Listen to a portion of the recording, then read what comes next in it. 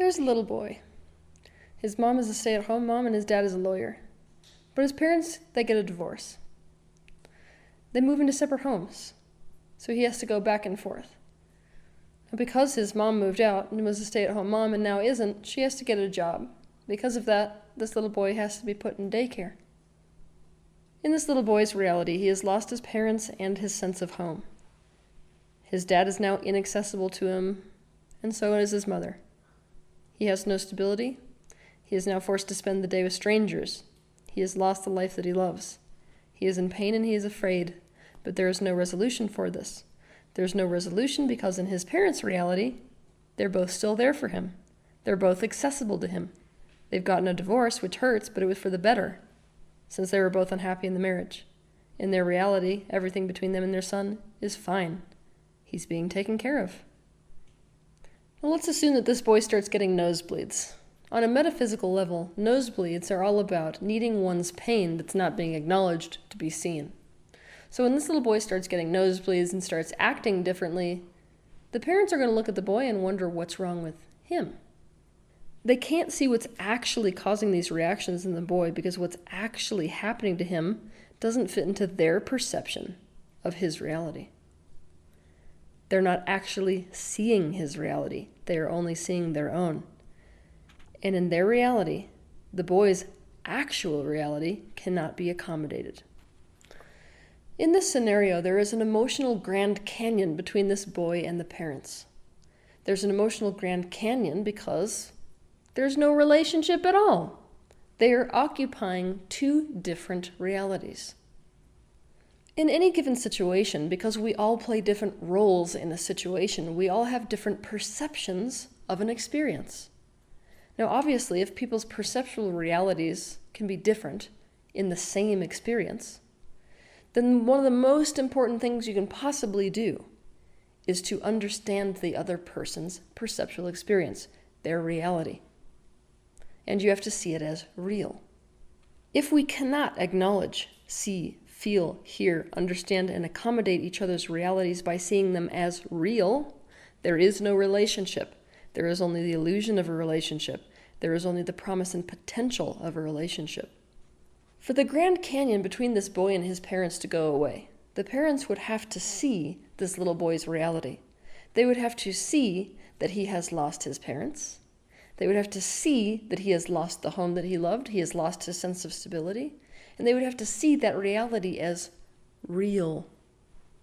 Just because they are right that they're still there for him, that they still love him, and that the divorce was for the better, doesn't make his reality not real. If these parents fail to see his reality as real, then they will do nothing but cause more damage. Because they can't perceive his reality, they won't actually know what to say or what actions to take to improve the way that this boy feels. Anything they do or say is in fact going to be an invalidation of his reality, and so that will only add pain to the pain that already exists. Essentially, the entire relationship becomes a gaslight. Gaslighting is essentially where you try to convince someone that their reality isn't real. It makes people think that they're going crazy. So in this previous scenario, the parents' inability to see, hear, feel, and understand their son's reality makes it so they constantly make him believe that what he sees he doesn't see accurately, what he hears he doesn't hear accurately, what he feels he shouldn't feel, and that his reality is not real. To get more aggressive with this, I'm going to add an additional analogy. I want you to imagine that your right leg is shattered, and your left leg is fine. Your right leg being shattered means that the reality of the right leg is that it is in agony. Now, the reality of the left leg may be, I want to go run a race. If the left leg is unwilling to acknowledge that the right leg's reality is agony, it may actually try to run a race. It does this because it wants to run. To acknowledge that the right leg is shattered and is in agony would mean it would have to change something. It couldn't go forward with running without making some kind of change first, and if it did, it would have to live with the reality that it's an abuser to the right leg. To avoid seeing itself in that light, and to avoid having to change, it simply decided not to see the reality that the right leg is in agony and is shattered. I did a video a while ago called The Most Dangerous Parallel Reality. In this video, I explain the mechanism of parallel perceptual realities and why they are so dangerous. I want you to watch this video when you're done with this article. The unwillingness to occupy the same reality or accommodate each other's realities is an absolute epidemic in our relationships today. It is a huge problem in relationships. Now here's how it snowballs. Because we don't feel seen, because we don't feel felt, because we don't feel understood, because we don't feel as if anybody sees our reality as real, either we spend our whole lives in agony, or we perpetuate the same problem by doing what? By disconnecting from everyone else's reality. We decide to become even more narcissistic in our approach to the world. We don't join their realities either. We almost take an attitude of, well, you're not going to accommodate my reality, why the hell would I accommodate yours? Let's just fight. We cope by solidifying our own reality to the degree that we do not perceive the realities of others. We decide they aren't real. Our relationships become a battle of reality versus reality. And if we've grown up in this kind of split reality where no relationship actually exists, we become a match to relationships in our adulthood where there is also a split reality between ourselves and our partner. There is no actual relationship at all.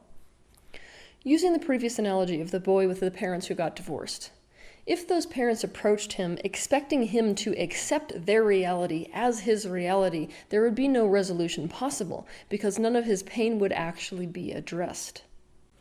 From the outside, we can see that the perception the parents have is right, and the perception that the child has is right because they are playing two different roles in the same scenario.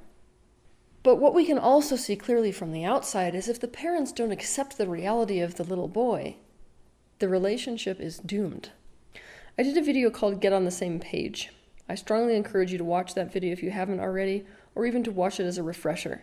The willingness to accommodate each other's realities and respond directly to those realities is the greatest form of different page you can possibly be on in a relationship. Now hold on to your seats because this is where I'm about to give you the holy grail when it comes to conflicting realities in a relationship. A relationship is only ever as good and strong as the perceptual reality of the person who is in the most pain in the relationship. What that means is, while technically all people's reality matters, the reality that matters the most when it comes to understanding it, seeing it, feeling it, and doing something about it is the reality that's the most painful in any given situation. Which person playing which role is in the most pain here in terms of their reality? The negative perceptual reality is where the separation in a relationship actually exists. It is not the positive perceptual reality that's the problem. It's not the positive perceptual reality that needs something to be done and needs resolve. By not accepting the person's reality that's in the most amount of pain, by not accepting their quote-unquote relationship reality, you are condemning them and thus yourself to separation. You're choosing to keep the Grand Canyon.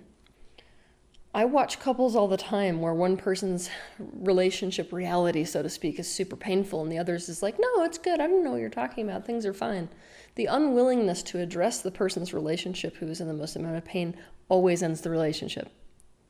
What has to happen is that relationship reality has to be seen, has to be felt, has to be understood, has to be addressed as if it is real, and changes have to be made to the relationship based off of that perception.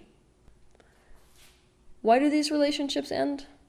Because if one person is unwilling to address, acknowledge, see, feel the reality of the person who's in pain, they are leaving them in pain with no resolution and leaving them in pain alone. That's the definition of hell. No one can actually live in that situation for long. If we do this, we are actually choosing with our free will to be in a relationship on different pages. We are opting for there to be no relationship at all. Or better put, you're opting for no emotional relationship. So even though your physical bodies are in the same room, you might as well be on different continents. Why is this difficult for us? It's difficult because it means we're going to have to face our own uncomfortable feelings, especially the feeling of shame. In the previous scenario, let's say that these parents look at how this little boy is feeling. Do you think they're going to feel like awesome parents? No. If they accept the fact that this child's reality is that he's lost both of them, that's going to probably make them feel guilt and shame. But it is only the willingness to feel those feelings that will make them capable of seeing his reality so they can do anything about it. Doing this means you have to be willing to face your shame. Doing this means you have to be willing to make changes. Doing this means you have to come out of denial. And doing this means you cannot live in your own comfortable bubble reality to the exclusion of everyone else. I'm going to give you an adult example, because this doesn't just happen in childhood, although childhood is where all of this begins. Let's give you an adult example. Let's say that a husband decides he wants to go start a business. Why? Because he's not really feeling fulfilled being a support person to his wife. He has to go out and create something for himself. When he does this, when he puts his focus elsewhere, his wife feels abandoned. She feels like her husband is not available. She feels deeply hurt. She's forced to find her emotional support from one of her friends. He's convinced this is a perfect scenario. He gets his needs met and she gets her needs met this way. This is his positive reality. But this is not her reality. Her reality is that her husband has vacated a spot and feels happy that someone else is meeting her needs instead of him. Her reality is that this marriage is painful. By seeing that he feels happy and seeing the reason why happiness is his reality, she is accommodating his reality. It doesn't make her pain go away, but this means she's in the third reality, which accounts for both people's realities without one person's reality invalidating the other. He, on the other hand, is not in the third reality. He is in fact alone in his own reality. His reality does not accommodate for his wife's reality. He does not see that she's in pain or why she's in pain. Because he doesn't see any of this, he doesn't do anything about it. She sees both of their realities as reality, and he does not. She can't force him to, and so she's stuck. If he does not see this reality of hers as real, which will require him facing the shame of seeing that he has created the scenario, and it will require making some kind of change, if he doesn't find some way to remedy these feelings within her, the relationship will eventually end. We must be brave enough to attune ourselves to other people's realities. For this reason, I am asking you, please, to watch my video after you watch this one, called Attunement, the Key to a Good Relationship. And we must address a person's feelings and perceptions as if they are real. Only then can we actually make the necessary changes to create repair in our relationships. For this reason, I ask you to watch my video titled The Emotional Wake-Up Call. We must be brave enough to see, feel, hear, understand, and see other people's realities as real, regardless of how painful it is. Our closeness must be more important than our own personal comfort.